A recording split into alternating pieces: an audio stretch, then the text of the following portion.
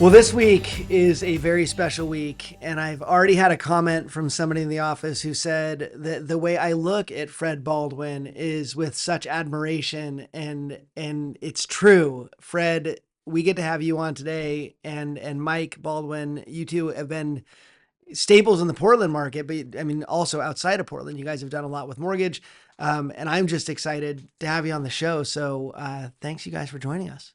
Thank you.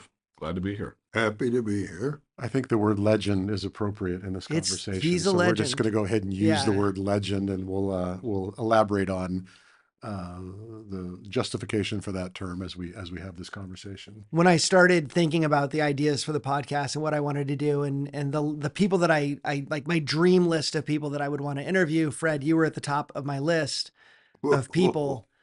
Because you've got so many, I mean, you've lived this, you're 92 years old as we record this.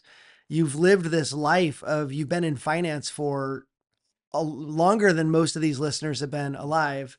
And so you've got so many lessons, and you've had this steady climb in your career that, I mean, you've got just lesson after lesson after lesson after lesson. So I'm very excited to pull those out. And then Mike, being the son of a guy like this, and then having your own career within mortgage that's been so impactful. You've been a leader inside of the mortgage industry, and that, is just so awesome to have you here with your lessons. So, but also it'll be fun to see that shadow, like how those, what it was like being raised in this environment. So first of all, Fred, you have how many sons? Two now. We had three. 3 sons, and all in mortgage? Yeah. All right, let's before we get into the father-son thing, let's get you back to what year did you get into financing anything? Well, it had to be 50, I'd say 56, when I was working for the Dayton company, who owns Target. That's what started in Minneapolis. But after school, I was coming back from the Korean War to finish up at Minnesota. And so I started taking credit apps, and I told you the story this morning about I went to check out some of the inventory, and it was outside the refrigerators. They didn't have electricity. I sold it to all the Indians on the reservation. So they just went out and got blocks of ice and put it in there and closed the door. Worked for a while. It was insulated. But Yeah. it's that's been a long time. But then from there to Caterpillar, and along the way I played a little basketball, and especially in high school, and I played for the Caterpillar Cats for a year when I was at Caterpillar with Bob Boozer. I don't know if everybody remembers Bob Boozer. He was an All-American from Kansas, I think. But so it went from site drafts and letters of credit at Caterpillar Credit, and then to a bank in Los Angeles. They hired me to look after their flooring portfolio of heavy equipment, and I went to check it out, as I was trained to do. Most of it wasn't there. So the dealers had leased it out, and when it was consumed, which it was, why, they just didn't pay anymore. And so I took myself right out of a job, because the bank went right out of their heavy equipment business. So I was in direct auto for about a year and a half for the same bank, dealer paper, and that was pretty exciting. Did a lot of business with Ford Motor Credit on the car side, but they had a former president, Dick Cooley. Dick Cooley was a one-armed president of Wells Fargo at the time, and he owned stock. The family owned stock in Ford, so they had to lay off. The business couldn't be done with Wells Fargo, but he was, shot down in World War II, I think. But quite a guy, and from there, it went. I went to then went to Alcoa for 10 years. Alcoa Credit. Formed to finance aluminum. And aluminum, when you get down to the local level, is siding, things like that. You're financing everything. And there's We financed everything that was aluminum. Of course, then they started getting a return on their business, on the money. And they said, well, just why don't you open it up? We'll find other people siding and we'll do this and that and that. And then we got into, the finance companies that way, into beneficial household and those people for other types of product.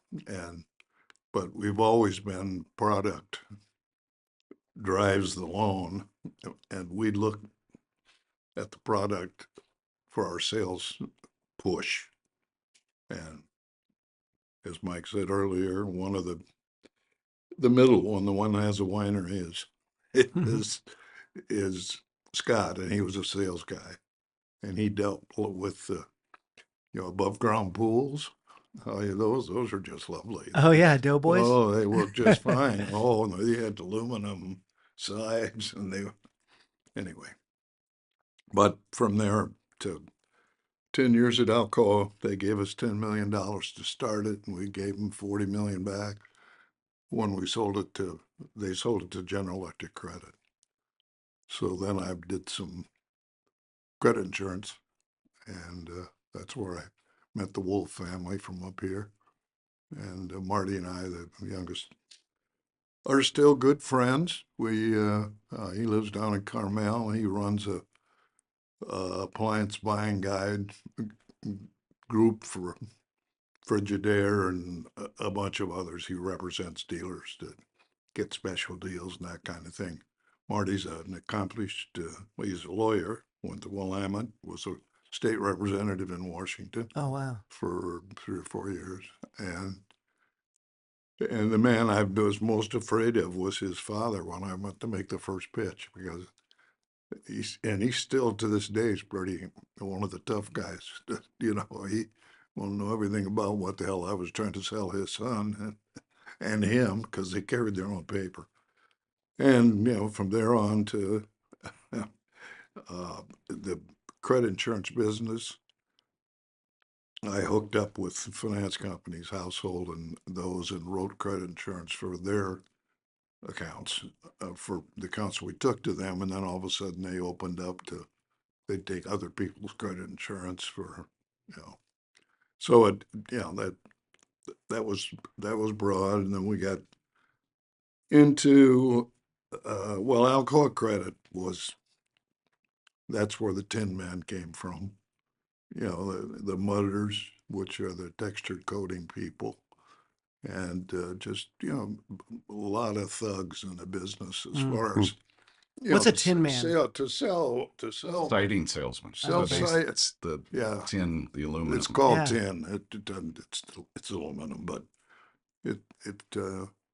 those sales guys were something. As I told you this morning about spiking a deal, they'd be out pounding a little length of siding on the house, while our salesman was inside taking the refrigerator sales serial number, because we had to do UCC filing.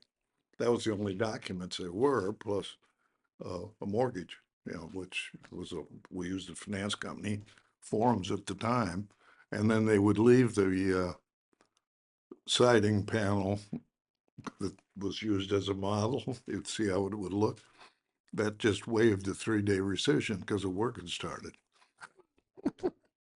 So that's, and the business was, always touch and go. I miss that kind of it. I don't understand the purity side as well. Mine is different than his, as far as, he has to follow a lot more rules. Yeah. You guys look for the rules. I'm This is sure before any sure consumer to help them, protection. but you didn't exist. Nobody existed Sure. back Right. there to help Sure. out. I mean, you had to go to the finance company and talk to them. So it was, but then on, and I sort of, drifted off into the hard money deal. Well, Mike went the other way with Line Financial and that kind of thing, but we had a fairly good size hard money deal, and the hard money's still around today. It's the only way to do it is loan by loan with an individual investor who goes and looks at the property and, knows what he's getting, and, otherwise there's too much fraud going on now with overvaluing of portfolios and that sort of So thing. you called it hard money, and I've heard so many people moving away from the term hard money. Like in fact, if I say hard money in a class and there's a private money person in the room, they're like, "Can you please stop saying hard money?" Do you remember what was it called hard money when you started doing it, or were you part of? I never know with your history. Did you name it? Maybe, but that's what it was. I mean, it was a loan that was hard to do. Yeah. Hard money, and the only possible reason you'd make that loan was equity. Mm-hmm. I mean, the credit was bad. There weren't any jobs. There weren't any, like in the new days when fry cook at McDonald's made 250 for 250,000 a year, which is certainly plausible, right? No. I know, but that was all getting done Yeah. after a while. Yeah. I think But the term private money may have been created by the marketing department. I think it was. well, hard money doesn't sound very No, good. private Right. money That's sounds the a lot point, sweeter, yeah. doesn't it? Yeah. But when you explain More it that elite. way, it's like it's hard. Like this is not an easy loan to do, or somebody else would do it because it's more, it's almost like calling it difficult money. But I think hard money just got this connotation that it's like, that it's a negative thing when in actuality, the only way they're getting financing is by being able to access funds that don't always totally make sense. Is it usually a short-term thing? Yeah, 1 to 3 years. Okay. Yeah. So this isn't long-term financing. This is No, you need money no. and nobody else is giving it to you. That's I've right. got some investors that I can put together to be able to fund this project. Essentially gap funding. Yeah. You're surviving that space of time between. Yeah, and they're in either bad, economic trouble, or Yeah. they're, lots of times, medical bills and everything. That today it's worse. There are more people around trying to buy insurance, but I don't know. I don't know what's happened to that market either, but we used to get some of that. A lot of that paper went to, what's the outfit that just went out of business? And the key bank guy went there Oh, and Equitas. now went to jail. Mm. Mhm. Mike, what was it like? What are your early memories of dad always financing something? Like I get this picture of like the old salesman kind of a mentality. What was that like? Really, my earliest memories is he was always leading. So Mm. it really was more that than understanding finance. Although, he was in mortgage. My brothers were older, 11 and 13, and I came around. Probably a whoops. They won't ever They're not say it. fessing up to They're not that? fessing up to that. But I came out of the womb quoting rates and LTV and DTIs and stuff. I mean, it's all I knew and growing up. But it really wasn't about finance. It was just about leadership. And then I got to college and was going to try and play golf on the team and play my way on. And I got out there and saw these guys were way better than I was ever going to be. So I said, I'll just go hack loans. So I went and did that.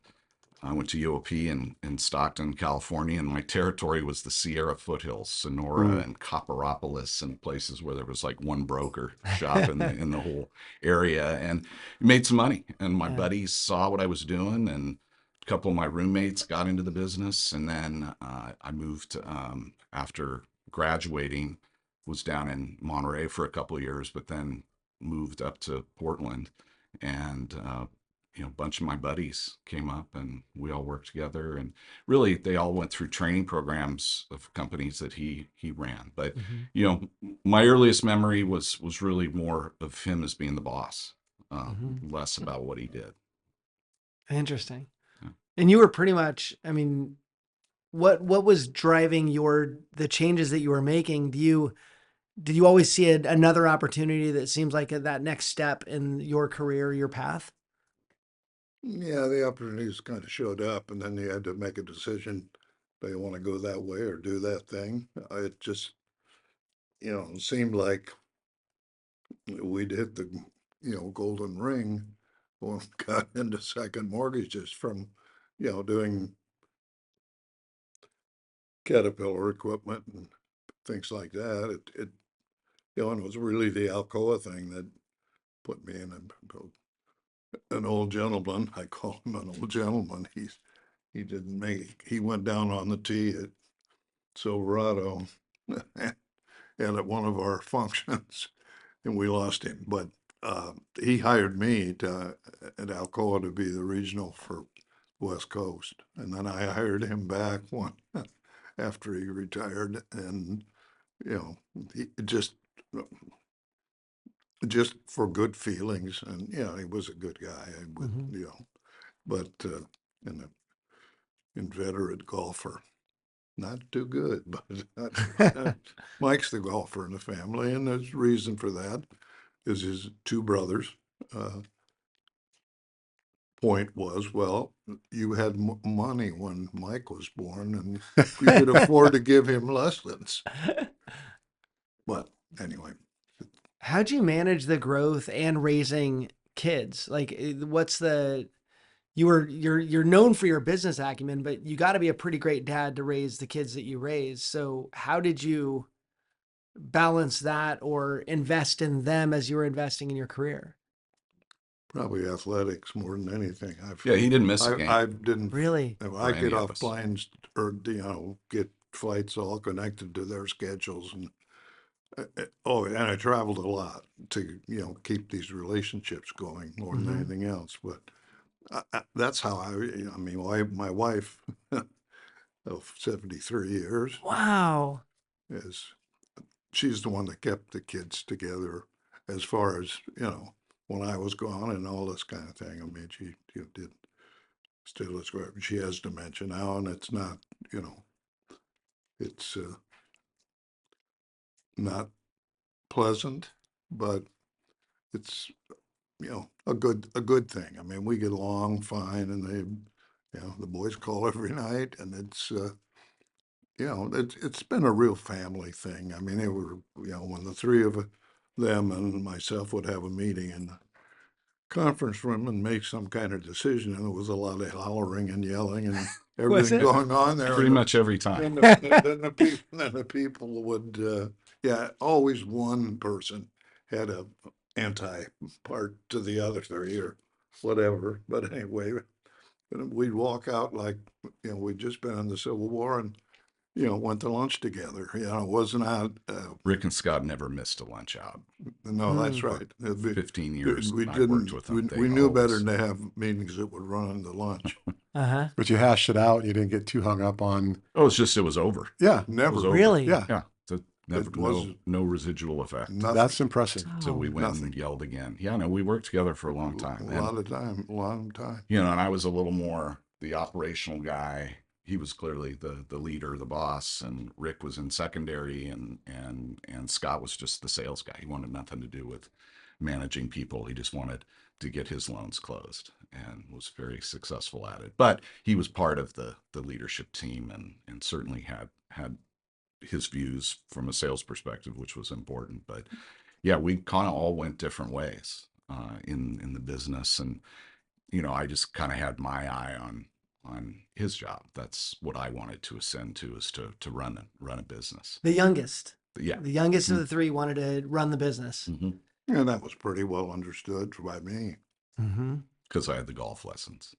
No, never reason. I just, I mean, just because of who he is or was, at that time, why it was pretty Clear. clear that would be the way, and pretty clear to the others. And of course, Rick then got ALS, Oh, wow. and that didn't last long, so we lost him. And Scott was happy to get in the wine business, and he's in it big now. You know what I love about this? Just this story about you traveled a lot, you worked a lot, you put in a lot of hours, but I never missed a game or an event or a golf tournament or whatever. And on a much smaller scale, I didn't travel nearly like you did, but I was in the business and I was managing a territory or a region or a district, and I never missed a game. And I of all the things I've accomplished in life, that's probably the thing I'm most proud of, is I I never missed one. I was there for, my kids were both athletes and I never missed it. So I love hearing that story about being successful, being busy, being gone, and then being back for those events that were really meaningful. Well, it certainly carried through to all of us too. I'm sure. We didn't miss any of our I'm kids' sure. events. Yeah, we started off with talking about the word legend, but I'd be remiss if I didn't say legacy, because you're the Mhm. legacy to that legend. Mhm. And I'm sure you're very different in a lot of ways, but I'm also sure there's things that have been ingrained in you, like that illustration, that were direct associations with your experience as a kid growing up and the things that you valued and the things that you saw your folks valuing. Yeah. Oh, I mean, clearly, work ethic. Yeah. You work hard, you do well, you treat people right. Running businesses, you mentioned the family. Well, it literally was the family, but then, as people came to work with us, that's how we operated. And Mhm. that's certainly been my philosophy in all the companies that I've run is it's familial and my door's always open and you can always chat and you can come over for a beer or whatever. And just, you know, it people appreciate that to Mhm. be appreciated, I Yep. think, as I would. And I definitely got that all from him. How much of your leadership style, Mike, is mirroring some of the things that you learned from Fred, and how much of it is this isn't how Fred would do it, but this is the way I believe it should be done. Yeah, he was a little bit of a shoot from the hip guy, Mm. and loud. He could be loud, but everybody knew he's really a teddy bear. Mhm. Not mean, just he could he you knew when he was around. Especially if you were popping popcorn in the microwave. He didn't like that smell and that who's popping the Or popcorn. burning popcorn in the Um, microwave. so I think I'm maybe a little more analytical. Mhm. I mean, I definitely react and with all the boys have certain degrees of tempers and so forth. But I think I'm probably a little more analytical. And he Mhm. was really more of a salesperson, and people genuinely loved him and worked with him. So I strive for that, but that's more his side. If you are watching this podcast and you're in the mortgage industry and you haven't checked out the Knowledge Coop, you definitely need to dive into the Knowledge Coop. In there, you will find content and community that will help you grow as an individual by learning everything there is to know about the mortgage industry. If you think you know everything, just dive in and take some classes, because there's always something more you can learn. To be successful in this business, you've got to continually learn. In addition, if you're a company and you want to teach your people in your own environment, we've got that in the Knowledge Coop Enterprise Services. So reach out to us, check out knowledgecoop.com. Definitely join Coop Plus. Let's get back to the podcast. Knowing what I know now about you guys, I wish I would have spent more time talking to your wife, because I do wonder, how did the wives deal with all of their husbands, or not just in mortgage, but working in the same company for a while? Were they ever like, can we please not talk about mortgage for like 5 minutes, or did you keep that balanced? Yeah, those things came up, but with us, we get into athletics. It Mm. seems like in conversations. They didn't like that either. Well, no, they didn't like Sports is that. the only other option. Like, I can already hear Well, I it. mean, for the time we were together, I don't know. My wife, God bless her soul, she stayed at home with the kids, and the kids were her concern.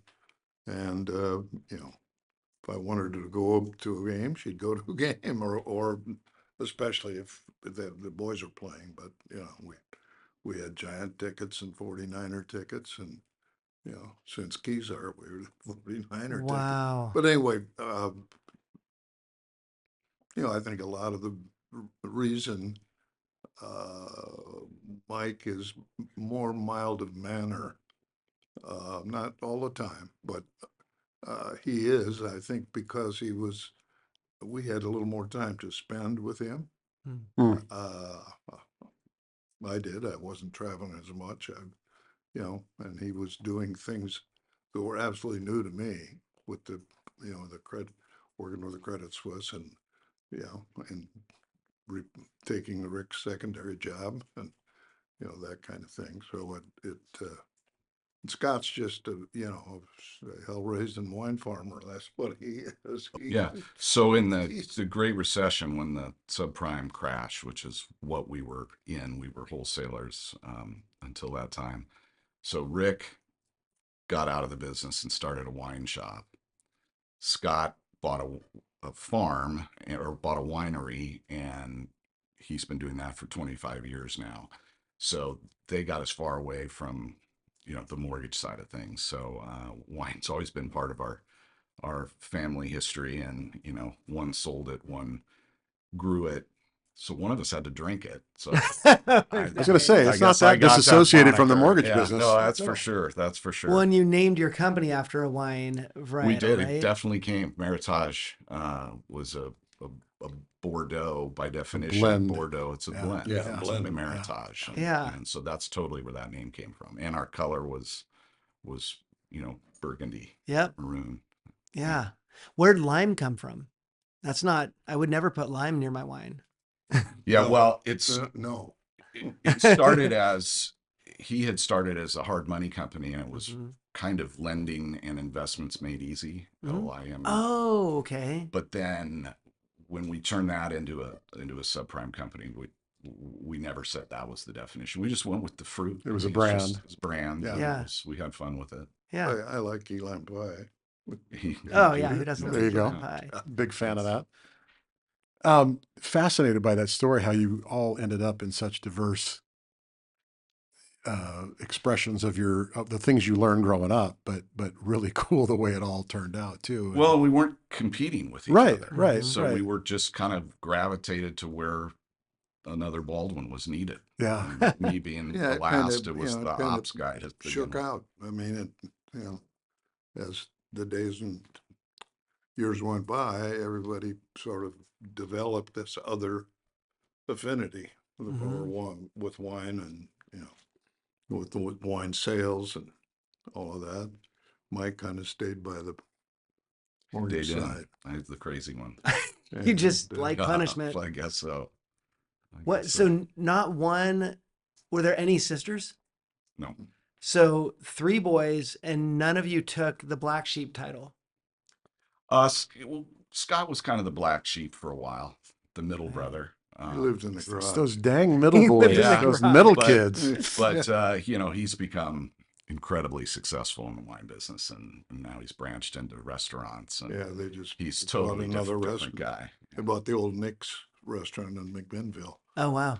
which has been in business for years and years. Used to be a hangout for all the old time wine growers and everything. They have a back room, Mm-hmm. speakeasy type place. Oh, but wow. It's and he has another one called what's something in sea, Earth and Sea Earth in and Carlton. Sea in Carlton, which and with a chef, and he doesn't.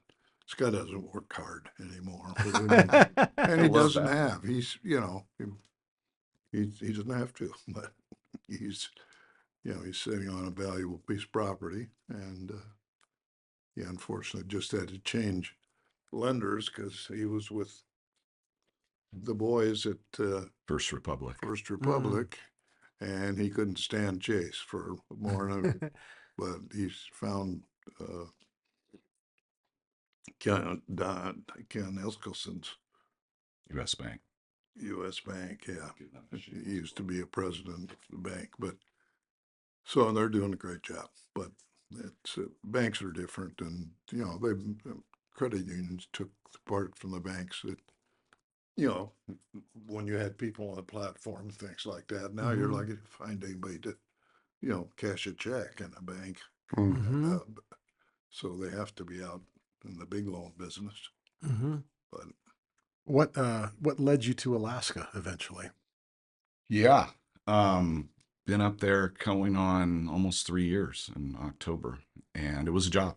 It was to be the number 2 guy at the largest lender in Alaska, residential mortgage, and we're actually owned by a community bank, which has been wonderful during these tougher years that they've stood right by us, done everything that they said they would. But yeah, it was an opportunity to to have a seat at the table and be involved in everything, which is what I wanted. And the bank had actually, Northern Bank had bought out the three mortgage partners. The bank had been in it for all 26 years.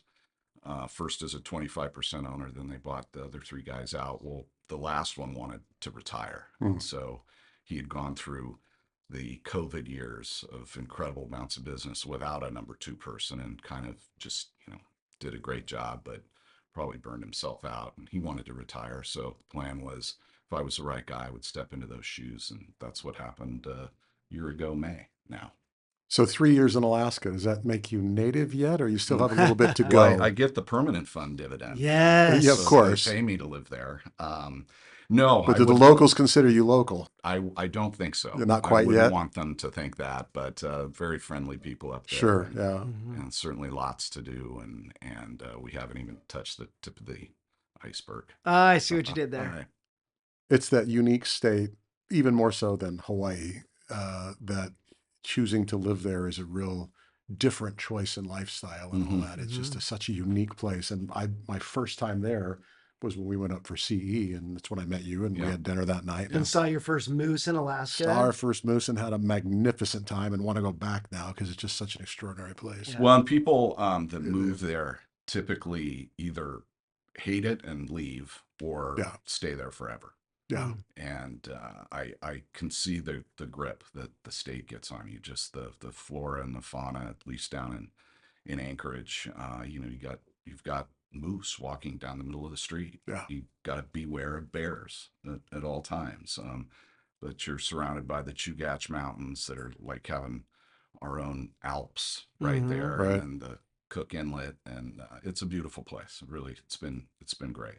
It's probably the only flight that I don't look down at my technology when I'm flying to Anchorage on a Which is sunny rare. day. I'm Getting just in, staring out like in complete awe Yeah, of how it's- beautiful it is. It's remarkable. But you're Well, right. Like I was in South Carolina a couple months ago, and there are so many alligators there that when I got home from there, I mean, they're alligators on the path we're walking on. Mm. And so when I got home, I'm like, isn't it nice? I'm not scared to go on a hike. Yeah. And there, I mean, Arizona, you're always looking for rattlesnakes. Yep. In Anchorage, you're looking for bears and moose. And I think we take it for granted a little bit in Portland that we don't have to look for something that might Yeah. kill us. Very true. I said the same thing. I went for a walk yesterday and was thinking how I don't have to have my head on a swivel Right. walking here because Right. no bear or moose, that's for sure. I would love to, we talked about this in the CE class we filmed, but Fred, I'd love to talk a little bit about where the transitions were in the mortgage industry. So you were doing second mortgages, and back then you met with the person, you looked at their finances, you looked at all of the things, but originally the loan officer was the one that would have to foreclose on the property and actually walk the person out of the house and like everything from cradle to grave. The transition that we went through from focusing on everybody, what happened that made us get to where we ended up in 08, where the whole market crashes and everything's like, where do you see the big errors that were made to get to that point? Well, as little as I know, really, I, you know, I figured it out that, that people were just, insuring everything, were getting PMI or whatever they had, that was just, the fry cook that makes 25,000 a month, that doesn't, can't put that down there and be thing. And I think that the business volume just drove it to be bad. And I think, in a way, if Fannie and Freddie hadn't held on and everything, we'd have an even messier Mhm. market than we do now. I mean, it's on its way back, and there are certainly some new programs that I've heard about that seem thoughtful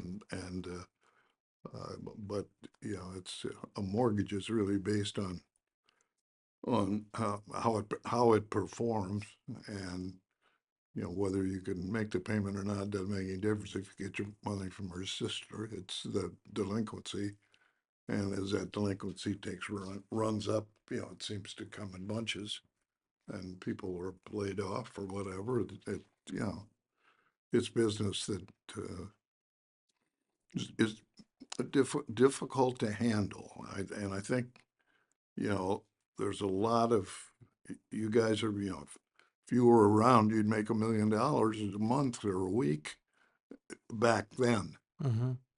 because probably could have brought the business back some by giving certain investors like Westinghouse or Ford credit, or somebody that had a lot of bucks, Mm-hmm. okay, and we're looking for a return, and they would, you know, if it was done that way with the proper training and the thing, I mean, there weren't any rules back Mm-hmm. in the early days. I mean, there was you know, UCC filing and a credit app, and then it's sort of a half-page mortgage. You know, it's Mm-hmm. like IOU, and that's Mhm. against this property, and, you know, 3-day waiting period, unless they spiked the deal, and it was no one But there waiting was for. focus on the individual transaction and determination made, Mm-hmm. and as all of our products have become commoditized, and certainly through those, you know, till the blow up of subprime, I mean, it became digitalized, and just nobody was looking at anything in the end. And, you know, performance didn't end up being as bad as it could have been. But yeah, it was very different back, you know, when you're counting credit card lates and amount of Mm-hmm. collections Mhm. and mortgage lates for sure, and doing all that. That's just out the window. I mean, that's out the window on, you know, agency and government too. It's a AUS system. Mm-hmm. But Fred, you Makes a talked earlier decision. about way back in your earlier days, the product had to make sense, right? And maybe that's what we got away from, Mike, as we move forward. Is I remember looking at reps coming into my Yeah, office pitching products that just made no sense yeah, whatsoever. and Mm-hmm. they didn't. They didn't make sense. It was Oh, the fog and mirror loan was really true. If you yeah, had a pulse, you get a loan. Absolutely right. yeah. The And guy makes $1 million a month and has a 50 debt ratio. What do you care? yeah, Right. He's got you know, $500,000 left over. yeah, Right. On the other hand, if it, you know, it's the other way around, yeah. he can't cover it, or just covers the mortgage. Well, he's got a great credit score, but he works at Chevron pumping gas. Well, that you don't get 10 grand a month in income for that. So you can't call that a stated No, loan at 10. Yeah, And the product didn't make sense no. as we moved in towards the demise. well, Mm-hmm. and the demise, yeah, the stated income loans were terrible.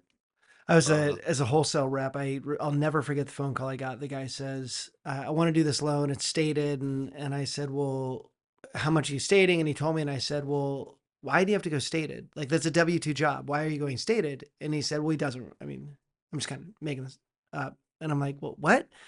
And he goes, "Well, if I tell you his real income, you won't do the loan." And I said, "Why do you think I won't do the loan?" He goes, "Because you know, foreclose or whatever." And I said, so if you tell me the truth, I'm not going to do the loan because the guy's going to lose the house. If you lie to me and I do the loan, the guy's going to lose the house. House. And he was like, I guess I'll call accredited. And I was like, what? He's like, he was just going to keep shopping it Oh yeah. until somebody went for it. I think that for me was the moment where I went, oh, this isn't going to work out. Yeah, there was such an insatiable appetite for the product, and then as these new things got rolled out, there was also so much competition. You had to play ball. Like option arms and Mm-hmm. things like that. Well, yeah, and just yeah, no money down, and then stated, and you know, just all of that made no sense. And there certainly were people saying this makes no sense. You know, we always tried to be thoughtful, and can this person really pay us back? And you know, we layered some things on, but we were still doing what everybody else was. But it was just Wall Street. Their whole job is to sell risk. They don't take risk. They connect, Mm-hmm. you know, people with product, and For various appetites. and take a cut, Yeah. and then they're done with it. And you know, the rating agencies, where were they? I mean, it's Mm-hmm. just it's crazy what happened. I mean, really, the movie The Big Short is so spot on It Mm-hmm. should in be so many called a ways. documentary. Yeah, Right. It yeah. really should be called a And documentary. it just it went too far. And then, as we talked about, the irony was, we started reserving more and more for against loss because performance was starting to get worse. And then, the critics started talking more and more about they're all arms, they're all adjustables, and these rates are going to go way up because they were teaser rates, and in But 3 years, 5 years, 7 years, they're going to go Mhm. way Yeah. up, and these people are not going to be able to pay. So then there just became this panic overall when New Century and Fremont Investment and Loan, restated earnings because they weren't reserving the way they said they were. And then it totally broke the system. And we almost brought down sovereign companies or Mhm. countries, excuse me, that had invested in our mortgage bonds. It just went too far. But the irony is when all of that bad news was happening, interest rates, bad news is good for interest rates for going down for mortgage Yeah. people. So when these arms did adjust, a lot of them went down Yep. because rates were so much better, and performance didn't end up being as horrible as it could have been. Catastrophic. Yeah. Which So is worse because now we should have had a crash and now we avoid the yes, crash, which makes us think we must be yeah, okay. And then it builds back up. yeah, yeah. And then we built too many houses back then and Mhm. had too much inventory. And boy, did we learn from that. We won't build as many. Well, where Mhm. we sit right now, we're lacking inventory in, really every market. Anchorage is an acute problem, but West Coast, we just don't have enough. We're not building enough homes, Mhm. and now they're so much more expensive. And there's other reasons, but we got to find a way out of it. Yeah. Well, it's like quantitative easing. It was a good temporary solution that was carried on far too long. Way too long. And as a result, we're in recession right now, whether anybody wants to call it that or not. We're in recession right now, in part because the Fed became the largest single holder of mortgage-backed securities, Exactly right. and they never Yeah. were prior Yeah. to that. I Yeah. spoke at a Builder Industry Association breakfast in Portland, and this was in maybe 2010. And we were talking about the market. The crash had just happened. Like it was so bad. Builders were out of money. Like everybody was in trouble. And the speaker who spoke after me, I'll never forget. He goes, "You guys, we are going to have a housing shortage." And the room was like, "Does this guy even know what just happened? Like, what is he talking about?" Because we had all these houses on the market. And he said, "You guys all stopped building in like one day.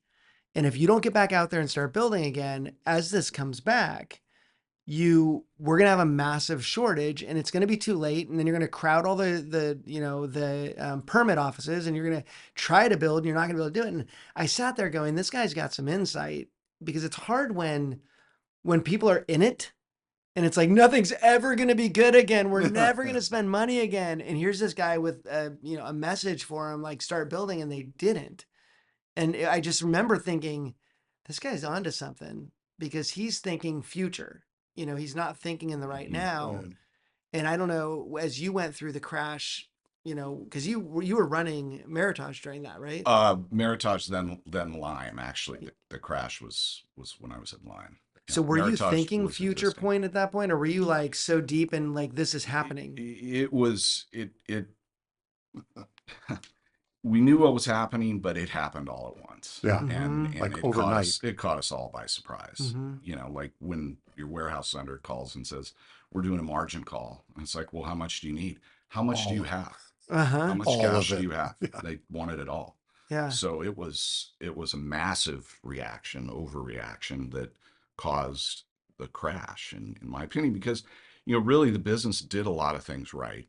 There were reasons to make these loans. It just Mm-hmm. went too far, Mm-hmm. and It's like we're victims of our own success. mhm, Subprime loan exists to increase home ownership opportunities for more people. It's a good thing. Makes sense loans that a bank might not approve, but they make sense mathematically or from a financial standpoint. And then it goes too far, and we're doing the fog and mirror loan or the you yeah, got a pulse loan and stated.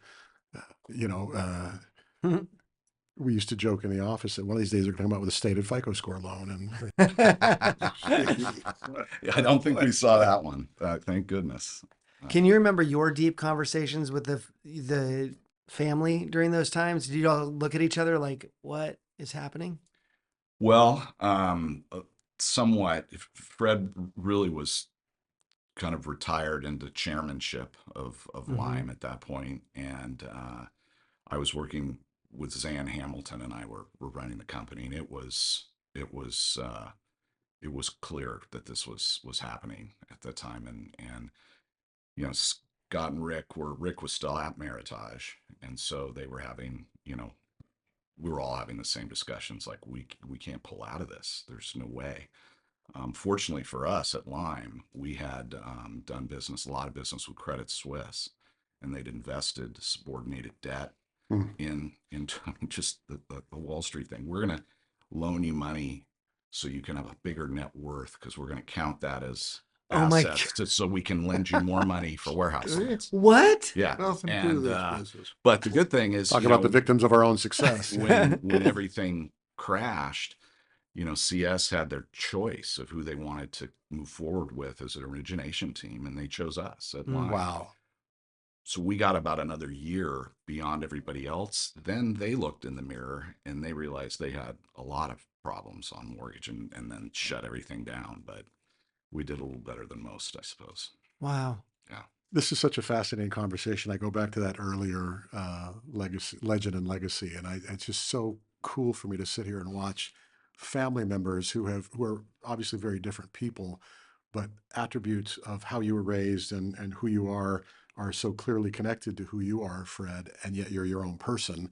And when you describe the family, there's just there is a legacy here of doing it well, doing it right, and overcoming some fairly difficult obstacles like the Great Recession. And I just am fascinated by that. We could sit here and talk for hours about this. Do you still call him when you have things you're trying to figure out, or?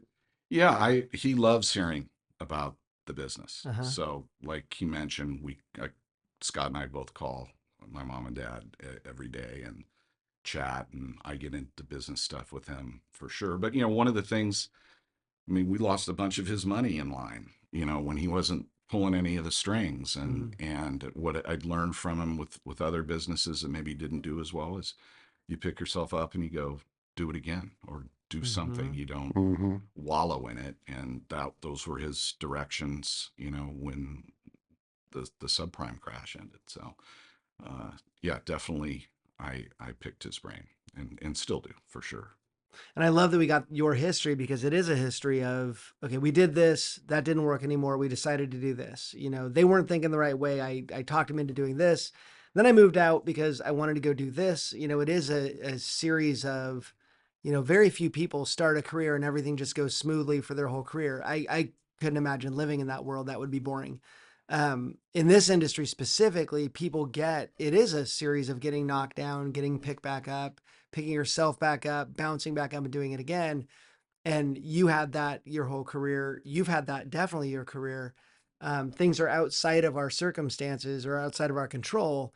So how do we figure out how to bounce right back? And you guys have both been, living that. Yeah. And really the conventional retail mortgage world just rinse and repeat. It does the same thing based on interest rates, and nobody's still figured out quite how to, ride the bull through, the downturn. Do I lay people off? Oops, I laid too many off. What do we do? And then all of a sudden you're super busy again, and you don't have enough people, and it's nobody's solved for that. But it keeps doing the same thing. Just like, we know rates are on their way down.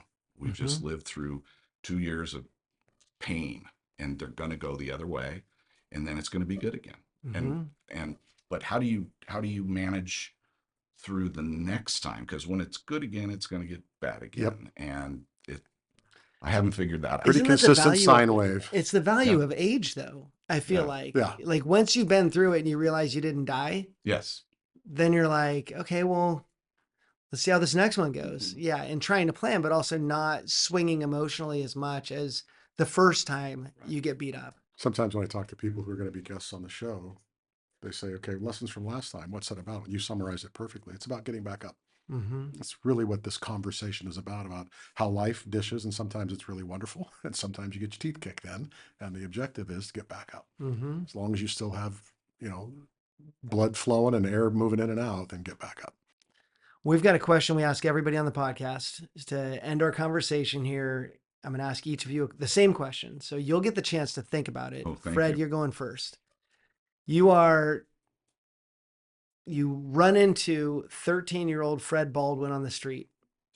So you get to go back in time and find 13-year-old Fred Baldwin, and you get to give him one piece of advice based on your 92 years of life. You go back to 13-year-old Fred Baldwin, and what one piece of advice would you give him to help him through the rest of his life?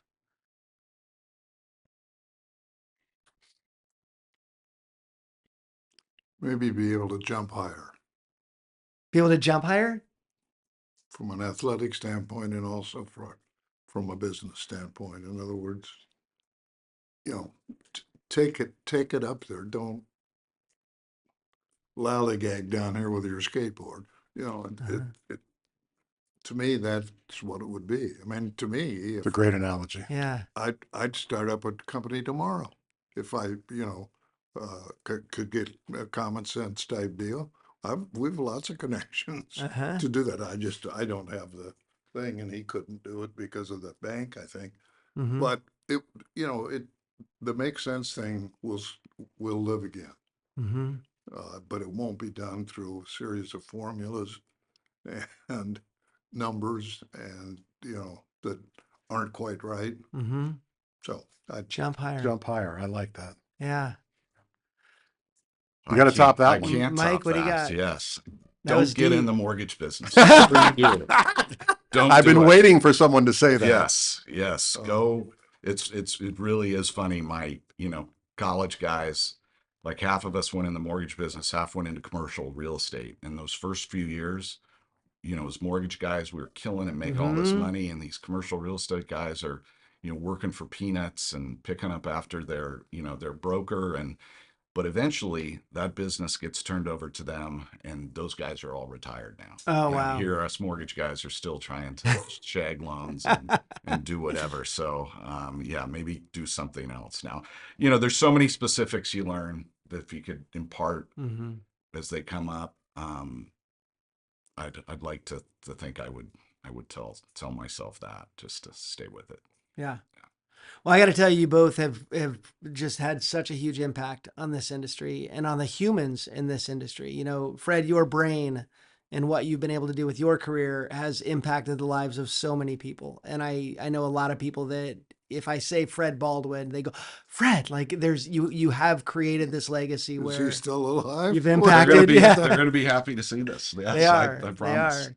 And Mike, that you're a client of mine now. You were a client of mine in your last company. That's still one of my favorite companies I've ever worked with. And you were at the head of that. And I'll never forget you saying, I'm going to start something cool.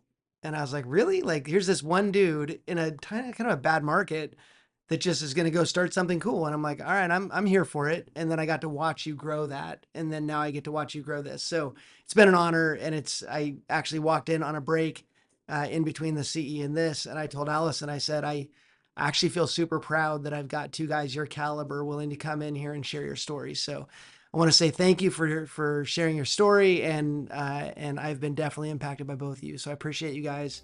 And thanks for joining us. Thank you both. Thank you. Appreciate it. It was a kick for me. Awesome. It's great to have you.